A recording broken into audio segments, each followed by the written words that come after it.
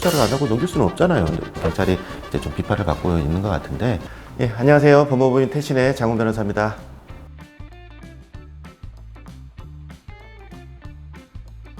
일단 경찰이 무리한 수사를 한 건 맞죠? 머리털에서 안 나오고, 안 나오니까 이제 다리털 뽑고, 아니면 손톱까지 내나고. 이런 경우는 제가 맡았던 마약 사건에서는 흔치 않은 경우예요. 무리한 수사를 했던 게 분명히 맞고, 결국 이제 다 불성실에 지드시는 마무리했고, 그렇게 된 이상 이제 경찰은 이제 비판을 피할 수 없을 거예요. 너무 무리하게 수사를 했다라는 비판을 피할 수 없을 거고.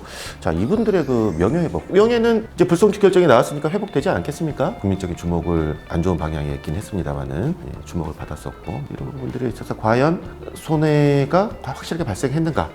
라는 부분에 있어서 검토할 필요는 있겠죠. 손해를 배상받기 위해서는 세 가지 요건이 충족이 돼야 됩니다.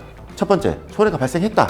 손해가 발생했다라는 게 객관적으로 입증이 돼야 돼요. 이 두 분의 손해가 얼마가 발생을 했다라고 입증하는 것 자체가 쉽지 않을 거예요.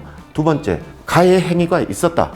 이게 또 성립이 돼야 돼요. 근데 경찰이 뭐 고의적으로 그렇게 한 건 아니지 않습니까? 경찰 입장에서도 상당히 구체적인 제보가 들어온 이상 수사를 진행을 할 수밖에 없었던, 만약에 이제 구체적인 제보가 들어왔는데도 수사를 안 하고 넘길 수는 없잖아요. 만약에 마약을 한 게 사실이었다라고 쳤을 때 제보가 들어왔는데 경찰이 조사를 안 했다라고 하면은 더 큰 비판과 후폭풍이 장난이 아닐 거란 말이죠. 제보가 있어서 조사를 한 거 가지고, 물론 그 조사가 약간은 조금 과도한 측면이 있었던 것 같기는 합니다만은, 조사를 한 거 가지고 과연 가해 행위라고 평가할 수 있느냐, 좀 어려움이 있지 않을까요? 세 번째는 손해의 발생과 가해 행위 사이에 인과관계가 있어야 되는데, 지금 제가 봤을 때는 첫 번째 요건, 그러니까 손해의 발생이라는 요건과 두 번째 요건, 그러니까 가해 행위가 성립하는가, 이 두 가지 요건 다 조금 이제 성립하기가 좀 애매한 부분이 있다. 그렇기 때문에 이 GD나 경찰을 상대로 손해배상을 청구하는 것은 쉽지 않을 것이다 라는 그런 생각을 해봅니다.